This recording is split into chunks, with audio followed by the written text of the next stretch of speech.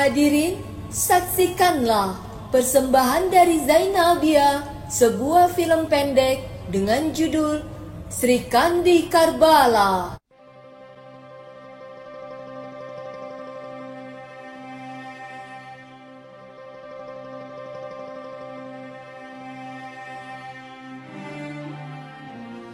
Drama keluarga tentang kesedihan Karbala.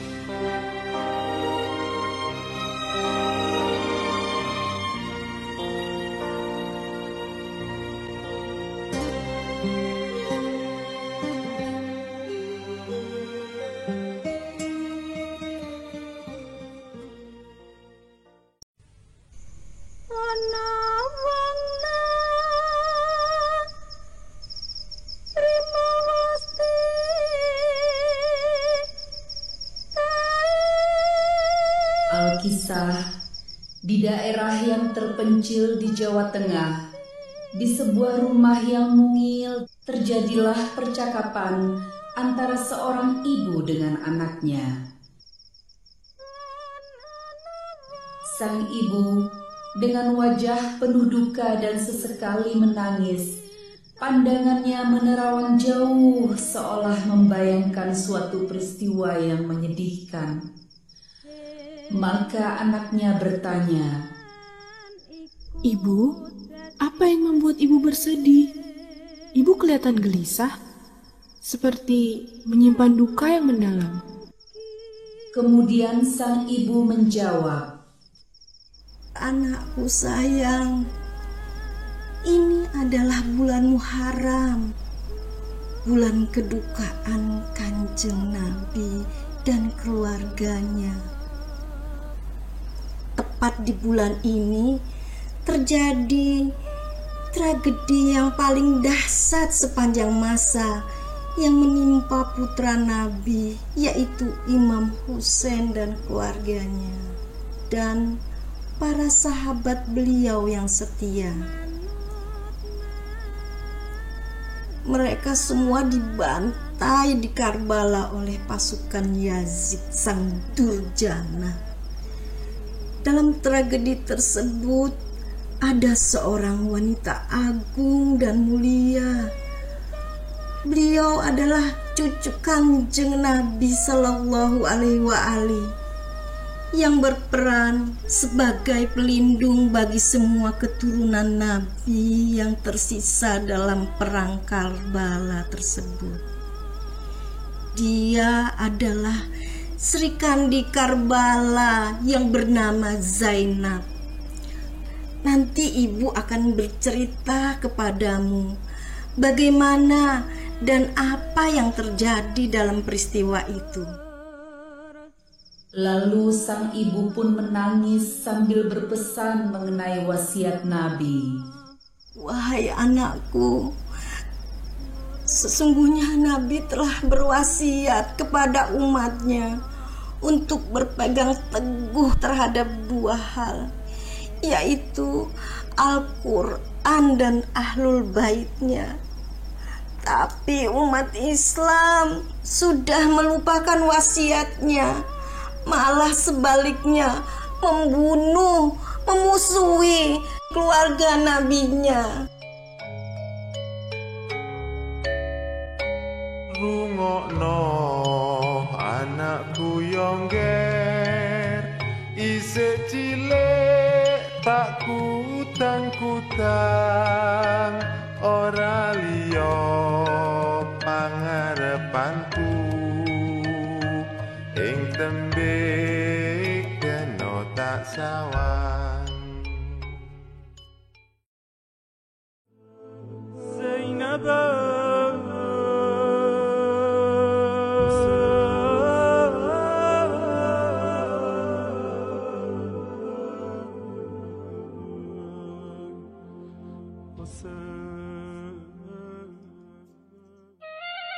Sri Kandi Karbala yang tertawan.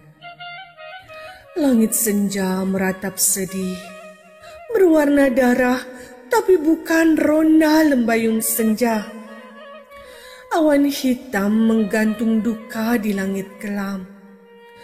Padang Karbala merebak air darah dan tawa biada para tentara Ibnu Ziyad. Kepulan asap kemah Ahlul Bait yang dibakar membumbung tinggi ke langit. Zainab memapah Ali Zainal Abidin. Kepada bibinya dia berkata, "Wahai bibi, ayahku telah dibunuh. Bersamanya telah berakhir pula mata air kedermawanan dan kemuliaan. Beritahu para wanita, serta mintalah mereka agar bersabar dan tabah. Beritahu mereka agar bersiap menghadapi penjarahan dan penawanan."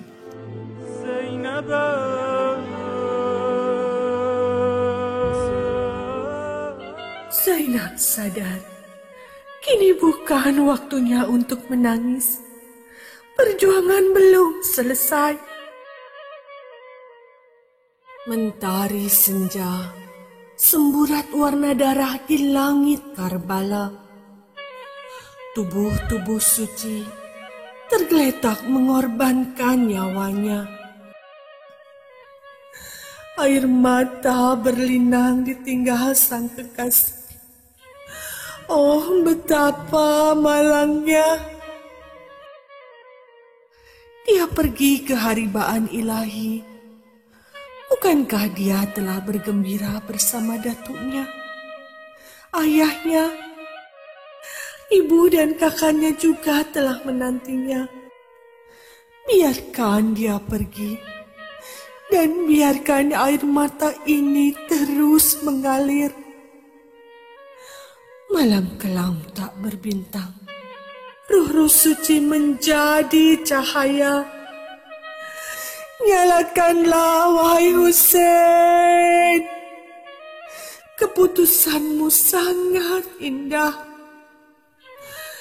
Kalian kini telah menjadi bintang-bintang itu. Cahayamu sepanjang masa. Ketika itu Zainab berkata, Oh Husain, maafkan kami. Kami tak diizinkan menguburmu. Selamat berpisah, abangku Husain. Kemudian Zainab memeluk Sukainah dan membimbingnya berjalan.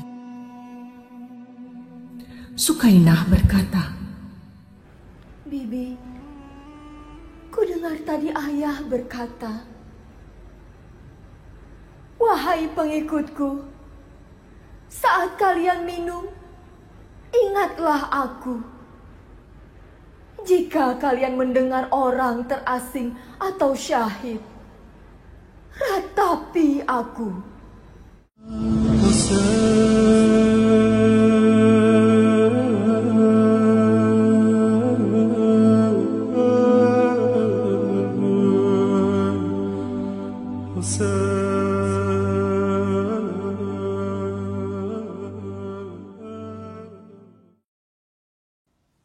Zainab menggugat Yazid. Damaskus gemerlap.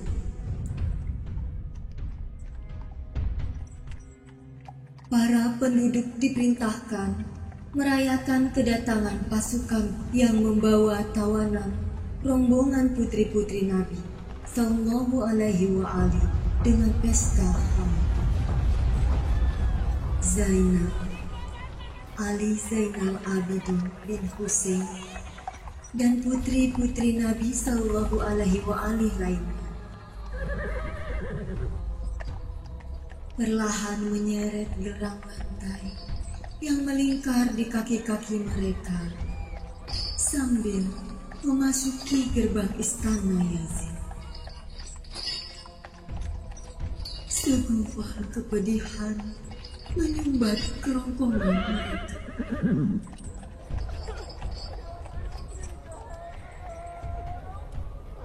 Kini kepala Al-Husain disimpan di dalam kotak emas oleh para durjana. Mereka pun mempersembahkan kepada Yazid. Kemudian Yazid membuka kotak itu dan mengeluarkan kepala di dalamnya dengan kedua tangannya. Ya Mahdi,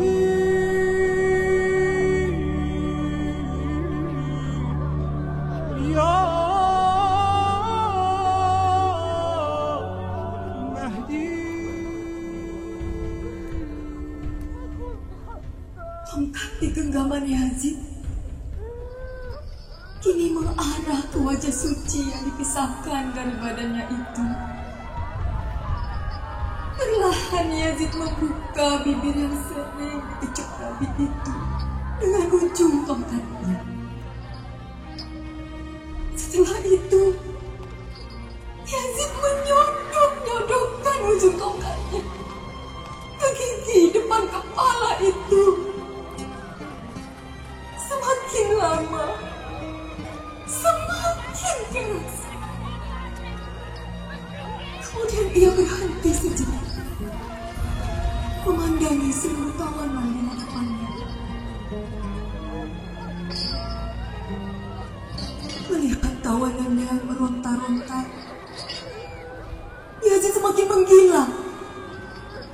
Dia mengorek-ngorekkan ujung tongkatnya ke gigi depan putra Ali. Seorang putri Imam Husain berkata sambil terisak, "Hentikan! Hentikan!" Jerit wanita semakin keras ketika Yazid memukulkan tongkatnya dengan keras tepat mengenai mulut cucu Nabi.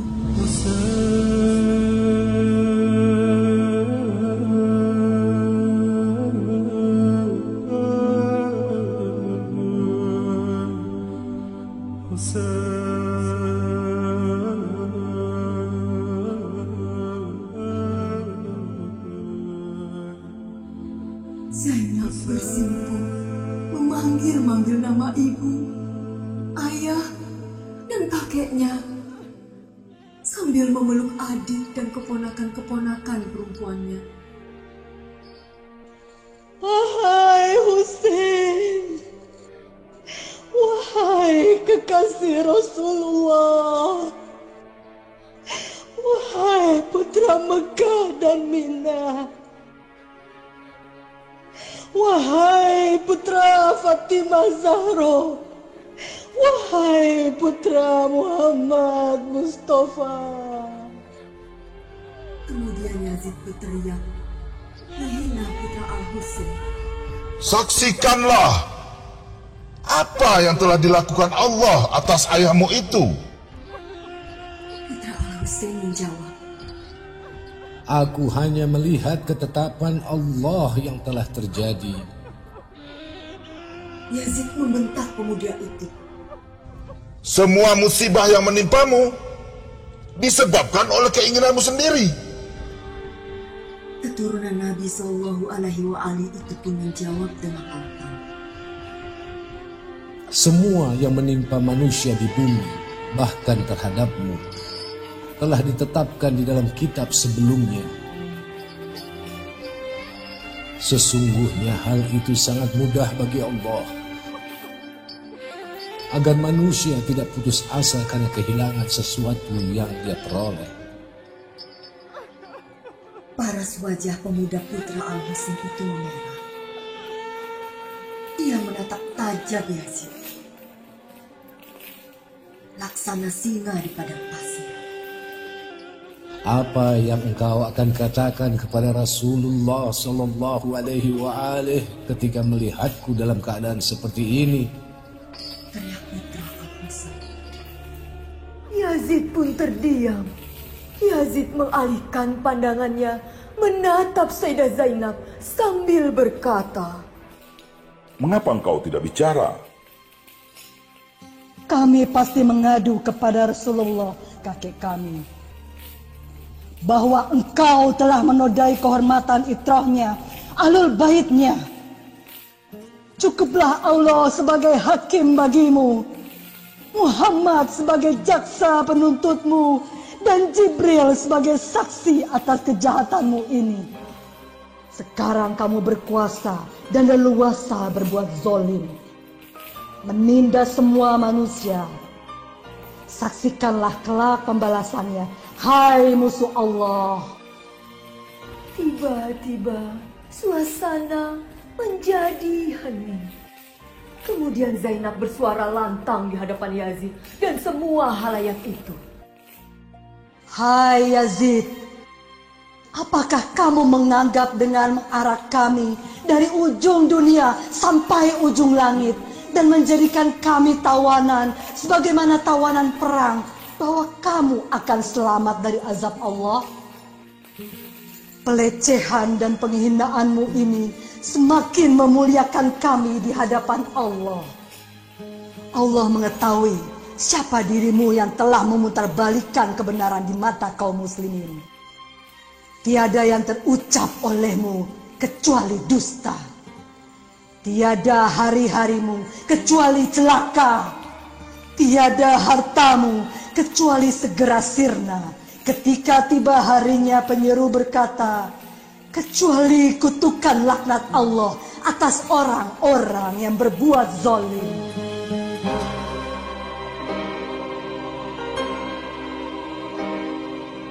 Mendengar ucapan Zainab yang tajam, fasih, tegas, dan syarat dengan ilmu ilahiyah, Yazid merasa hina dibuatnya. Kini Yazid benar-benar merasakan bahwa Al-Husain belum terbunuh. Dia mendengar lagi suara Al-Husain dari bibir Zainab. Seolah pertemuannya dengan Zainab yang berlangsung kali ini adalah perang yang dia letuskannya di padang Karbala beberapa waktu lalu. Padahal dirinya kini berada di kota Damaskus. Yazid merasa menyesal karena dia masih menyisahkan keluarga Nabi. Mengapa tidak kubunuh mereka semua? Zainab datang ke hadapan Yazid dengan membawa ketegaran Al-Husain, kefasihan Ali bin Abi Thalib, dan kewibawaan Muhammad.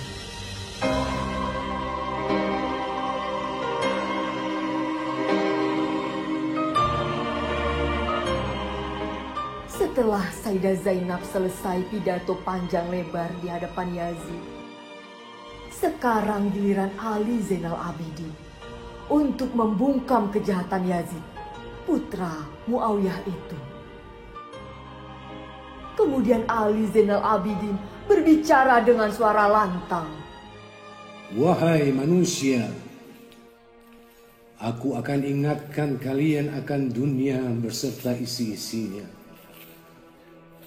Sungguh dunia adalah negeri yang akan hilang, dan penghuninya akan berpindah dari satu negeri menuju negeri yang lain. Sungguh dunia telah memusnahkan abad-abad yang lampau dan umat-umat sebelumnya. Mereka memiliki umur yang lebih panjang dari kalian dan lebih banyak harta peninggalannya. Zaman telah membuat mereka punah, lalu memenuhi mereka dengan ular dan serangga.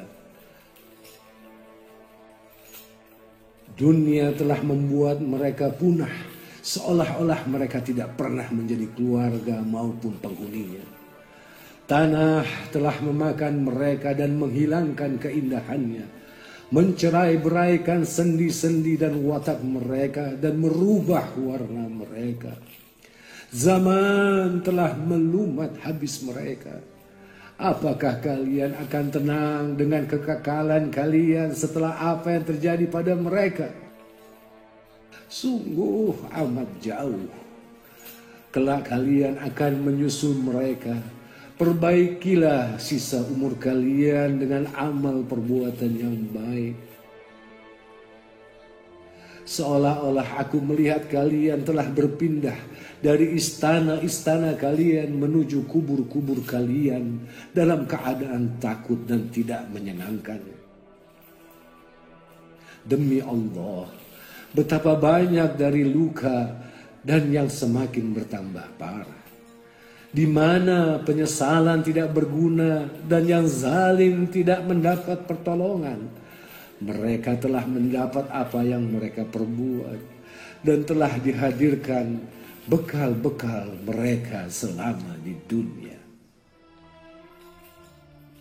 Dan mereka telah mendapatkan apa-apa yang mereka kerjakan hadir di hadapannya, dan Tuhanmu sesekali tidak akan berbuat zalim kepada siapapun.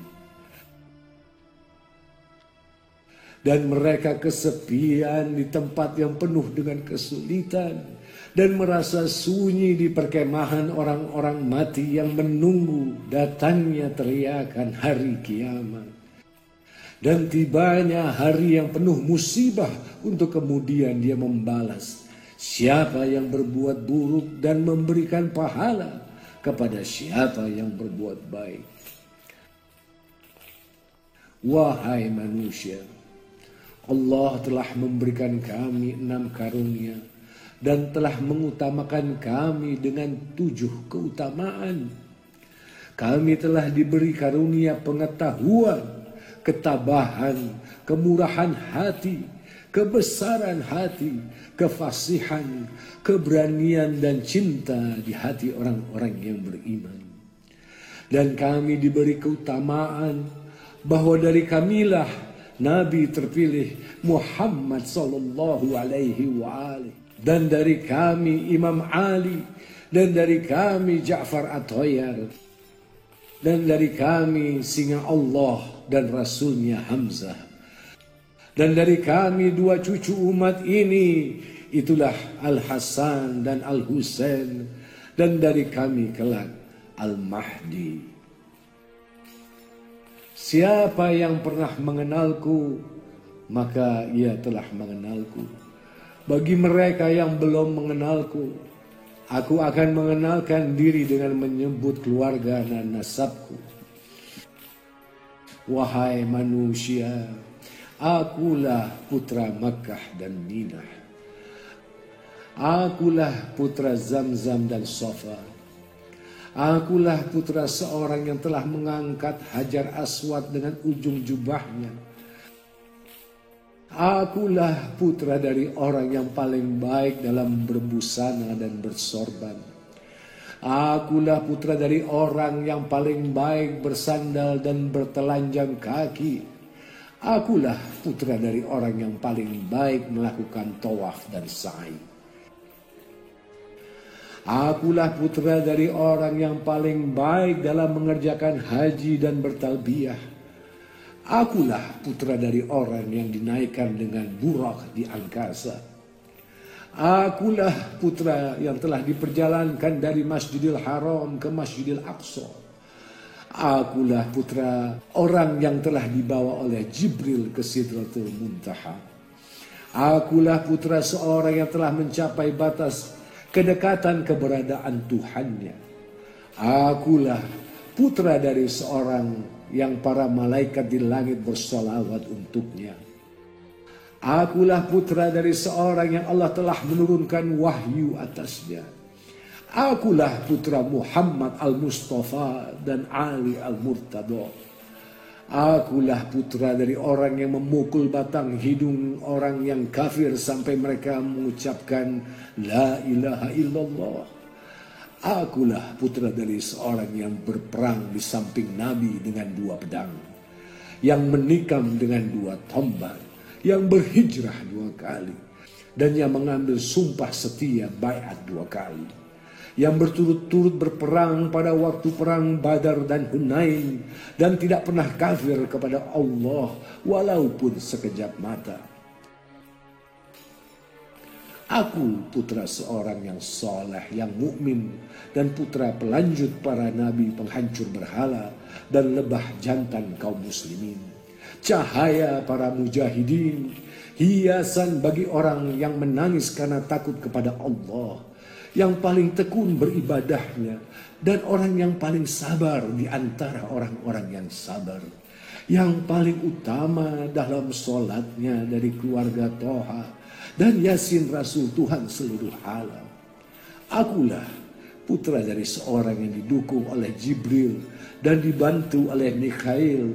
Akulah putra orang yang membela kehormatan Islam dan yang memerangi Al-Marikun, Al-Nakithun, dan Al-Qasitun, dan yang memerangi musuh-musuhnya para perampas hak, dan yang paling mulia dari seluruh keturunan Quraisy, yang pertama dari kaum mukminin yang menjawab panggilan Allah dan Rasulnya, yang pertama masuk Islam dan yang merobohkan musuh-musuh Allah, serta menghancurkan kaum musyrikin dengan panah Allah yang diarahkan kepada kaum munafikin. Lisan hikmah kaum ahli ibadah, penolong agama Allah dan pengemban perintahnya, taman kebijaksanaan dan pembawa pengetahuan tentang Allah, berani penuh kasih sayang, baik sifatnya, ceria, cerdas, singa yang selalu redha. Pemberani, sabar, selalu melaksanakan puasa, suci dari segala dosa dan melakukan banyak sholat, memotong tali keturunan musuh Allah dan mencerai beraikan kelompok musuhnya. Pewaris dua Masy'ar, yaitu Arafah dan Muzdalifah, ayah dari Al-Hasan dan Al-Husain. Itulah kakekku Ali bin Abi Thalib. Akulah putra Fatimah Az-Zahra, penghulu kaum wanita. Aku adalah putra Khadijatul Kubra. Akulah putra dari orang yang terbunuh secara zalim. Akulah putra yang kepalanya terpenggal dari tengkuknya. Akulah putra orang yang kehausan hingga syahid. Akulah putra seorang yang terkapar di padang Karbala. Akulah putra yang terampas sorban dan jubahnya. Akulah putra orang yang malaikat di langit menangisi. Akulah putra orang yang golongan jin dan burung-burung meratapi. Akulah putra kepala yang ditancapkan pada ujung tombak untuk dihadiahkan. Akulah putra dari orang yang wanita-wanitanya dibawa dari Irak hingga Syam sebagai tawanan. Dan beliau terus meneruskan khotbahnya sampai kerumunan massa di sekitar menangis dan meratap. Pidato Ali Zainal Abidin di depan masyarakat dan tokoh-tokoh Syam tersebut telah merusak rencana kejahatan Yazid pada Ahlul Bait Nabi. Yazid pun merasa takut akan fitnah, maka dia memerintahkan muazin untuk memotong khotbahnya dengan azan. Ketika muazin mengumandangkan azan, Allahu Akbar, berkata Ali Zainal Abidin, tidak ada yang lebih besar dari Allah. Ketika muazin sampai pada kalimat Asyhadu an la ilaha illallah, berkata Ali Zainal Abidin, tidak ada yang lebih besar dari Allah. Rambutku, kulitku, tulangku, dagingku, serta darahku turut bersaksi keesaannya.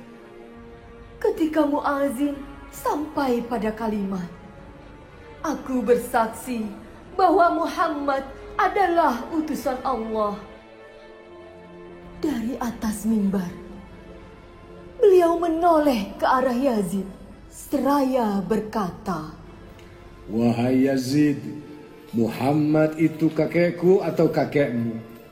Ketika engkau mengaku bahwa dia Muhammad adalah kakekmu, maka engkau telah berdusta dan menjadi kafir. Dan ketika engkau mengakui sebagai kakekku, lalu mengapa engkau bantai keluarganya? Kemudian Ali Zainal Abidin turun dari mimbar. Kerumunan massa di dalam masjid berhamburan dan mendekat ke arah Ali Zainal Abidin. Ketika Yazid takut peristiwa ini akan menjadi fitnah dan hilangnya dukungan untuknya, maka ia pun mempercepat jadwal Ali Zainal Abidin beserta keluarganya dari Syam menuju kampung halaman dan menempatkan mereka sesuai yang diinginkan mereka, dan menugasi Nu'am bin Bashir serta kelompok yang lain untuk membawanya ke Madinah. Dan ketika Ali Zainal Abidin mengetahui adanya izin dari Yazid, beliau meminta seluruh kepala untuk dibawa dan dikuburkan pada tempatnya. Dan Yazid tidak menolak permintaan tersebut, lalu memberikan kepala Suci Al-Husain beserta kepala keluarga dan sahabatnya yang lain, kemudian menyatukan dengan badannya.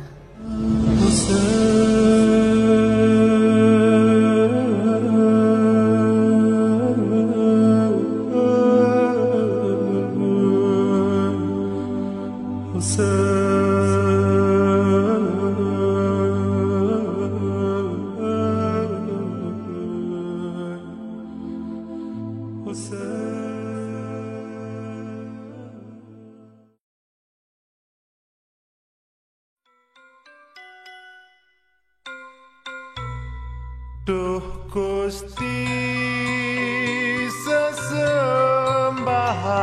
kula,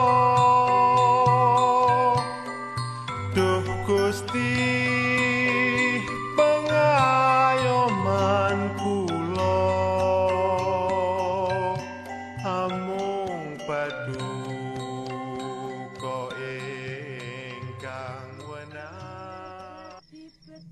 Setelah mendengar cerita ibunya tentang tragedi Karbala yang menimpa putri-putri Kanjeng Nabi, sang anak pun merasa sedih dan keheranan karena selama ini dia tidak pernah mendengar cerita sejarah Islam yang demikian dahsyatnya. Sang anak bertanya kepada ibunya, Ibu, apakah semua umat Islam tahu tentang peristiwa Karbala? Adakah bukti yang dapat menjelaskan kejadian tersebut? Sang ibu menjawab, Sesungguhnya anakku, hanya sebagian kecil saja umat Islam yang tahu sejarah tentang kedukaan keluarga Kanjeng Nabi Sallallahu Alaihi Wasallam tersebut.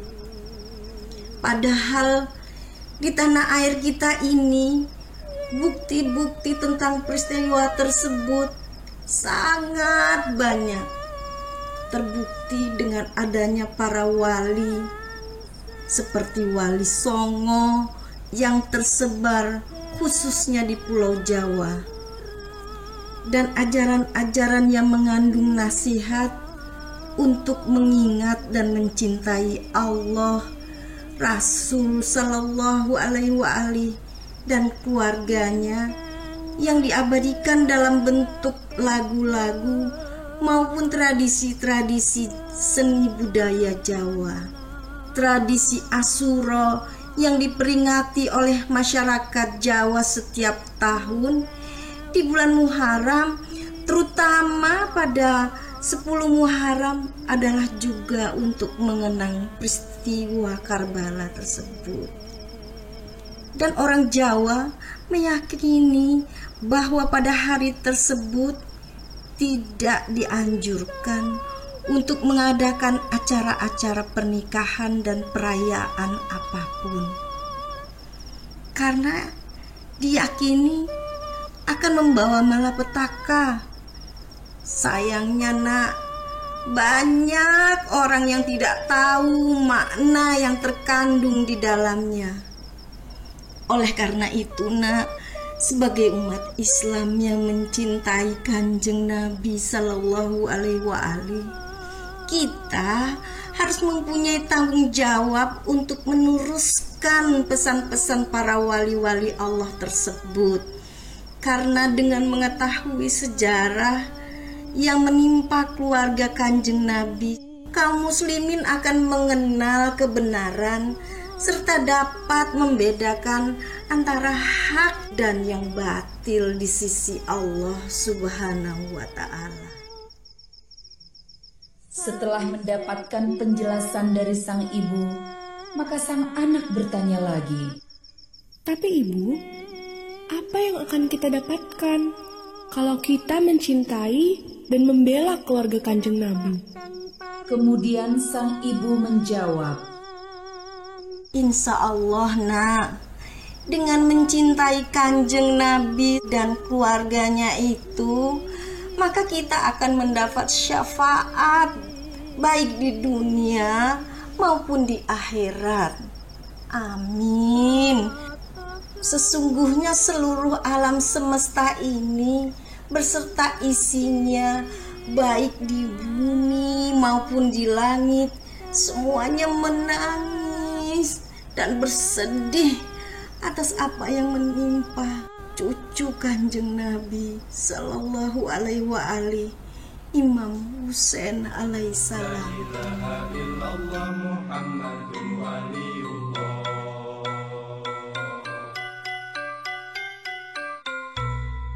Duh Gusti sesembahan kula, duh Gusti pengayoman kula, amung paduka ingkang wenang, wewenang.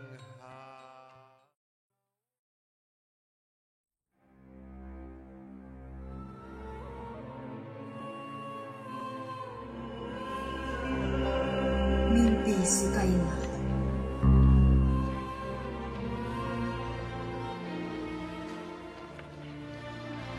Pada hari keempat cucu Nabi tinggal di Syam, Sukainah bermimpi. Beliau lantas menceritakan mimpi itu kepada Zainab. "Aku bermimpi melihat seorang wanita yang duduk di atas onta sambil meletakkan tangannya di kepala. Aku bertanya, siapakah dia?" Seseorang berkata, "Fatimah binti Muhammad."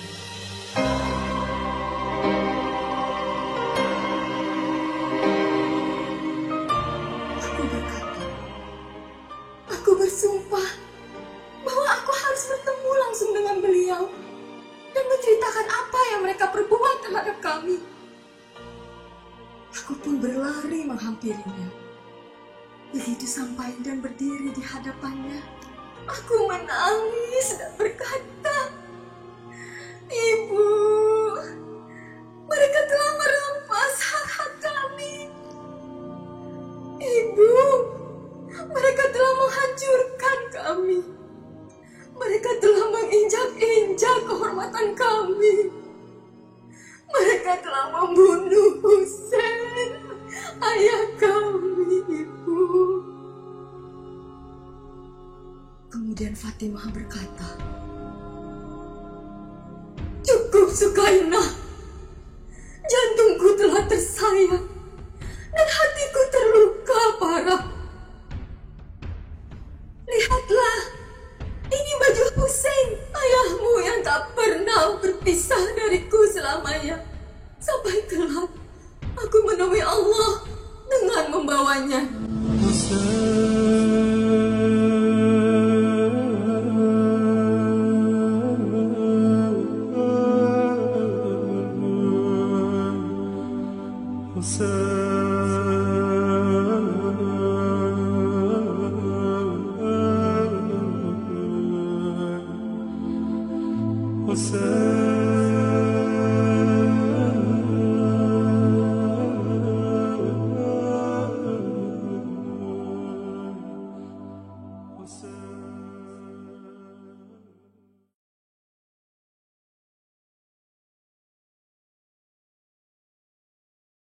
kembali ke Madinah dan mengadu pada Rasulullah.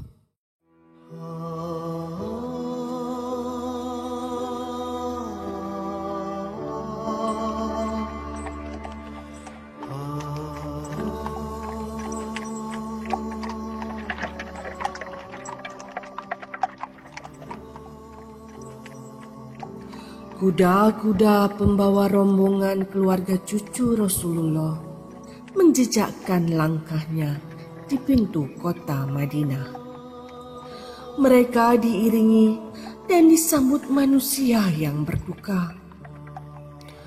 Ketika melihat rumah-rumah para kesatria Karbala yang syahid bersama ayahnya, Zainab semakin memendam sedih dan tak kuasa menahan linangan air mata. Ummu Kulsum tak mampu menjaga keseimbangan tubuhnya. Dia roboh di depan pintu masjid kakeknya, lalu menangis dan meraung keras. Sambil merangkak, dia berusaha mendekati pusara kakeknya, manusia paling agung itu.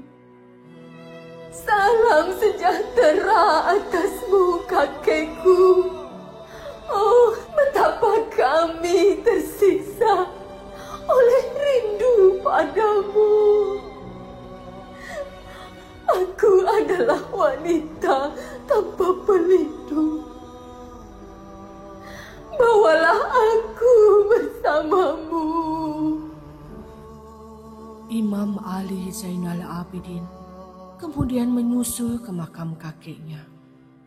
Mereka mengadu di hadapan makam Rasulullah atas kejadian yang baru mereka alami.